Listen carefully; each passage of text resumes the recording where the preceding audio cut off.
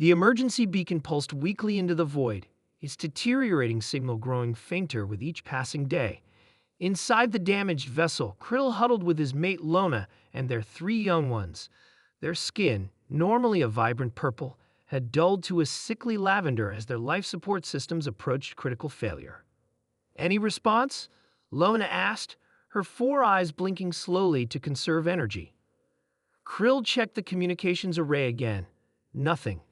We've been broadcasting for 23 cycles. They were Nevidians, a species known throughout the galaxy for their botanical expertise. Their small family transport had been caught in an unexpected asteroid storm while traveling to a new terraforming assignment.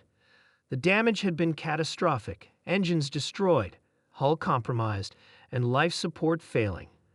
They'd managed to limp to an uninhabited system and establish orbit around a barren moon, but their situation was dire. The consortium vessels ignored us," Krill said bitterly, "and the Alteran freighter changed course to avoid us entirely."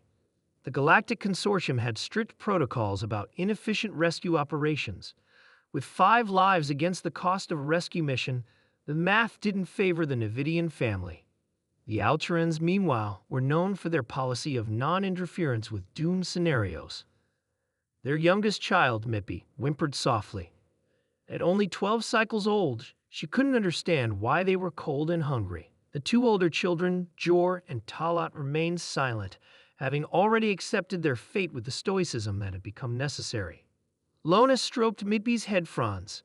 "We have enough oxygen for another 2 days. After that," she couldn't finish the sentence.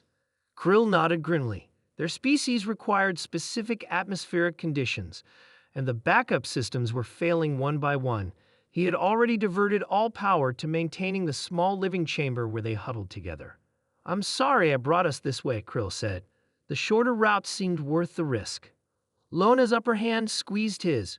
"We made the decision together." Suddenly, a new alert sounded, different from the steady rhythm of system failures they had grown accustomed to. Krill moved to the console. "Something's approaching," he announced, his voice flat. They had learned not to hope. "Another commercial vessel that will ignore us?" Lona asked. Krill studied the readings. "It's small, and it's not using standard consortium engines." He adjusted the scanner. "It's a design I'm not familiar with." The approaching vessel slowed as it neared their position, its running lights blinking in a recognizable pattern, the universal signal for offering assistance. "They're hailing us," Krill said, his voice wavering between disbelief and hope. The communication screen flickered to life, revealing a face unlike any they had seen before, flat, with only 2 eyes, no scales or fronds, and peculiarly exposed skin. "Nevidian vessel, this is Captain Tom of the human exploration ship Mercy. We've received your distress signal. What's your status?" "Humans," Lona whispered. "I've heard of them. A new species from the Rim." Krill quickly outlined their situation, trying to keep his voice steady. "We have 5 souls aboard, life support failing, maybe 2 bays of oxygen remaining." The human nodded, his expression impossible for Krill to read. "Understood. We're not equipped for towing, but we can dock and bring you aboard. Our atmospheric systems can be adjusted to Nevidian parameters. But the rescue costs." Krill began, knowing the standard consortium response. The human's face changed, his mouth curved upward. "That's not how we operate, friend. Hang tight. We'll be docked in 30 minutes. True to their word, the humans arrived quickly. Their ship was modest, clearly not a dedicated rescue vessel, but a research craft that had been diverted from its mission. The docking procedure was performed with skill, and soon the airlock hissed open. 3 humans entered, wearing simple environmental suits. The leader, Captain Tom, approached with open hands, the universal sign of peaceful intent. "Let's get you folks someplace comfortable," he said, his translator converting his words to Nevidian. "Our medical officer has prepared a chamber with your atmospheric requirements." Krill couldn't comprehend their luck. "You diverted your mission for us? Unknown aliens?"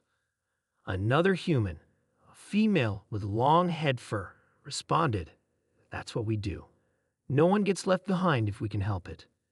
The Nevidian family was gently escorted aboard the human vessel. The chamber prepared for them was small, but carefully adjusted to their needs. The humans had apparently researched Navidian biology in the brief time since receiving their distress call. As his family settled in, Krill approached Captain Tom. "We cannot adequately compensate you for this rescue," he admitted. "Our contract was with the consortium, and they clearly abandoned us."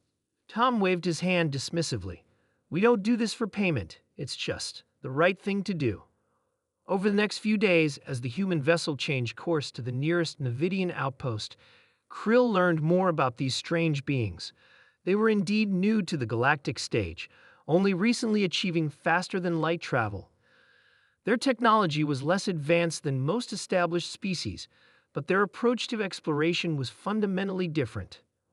Where the consortium calculated value and efficiency, humans calculated potential and possibility.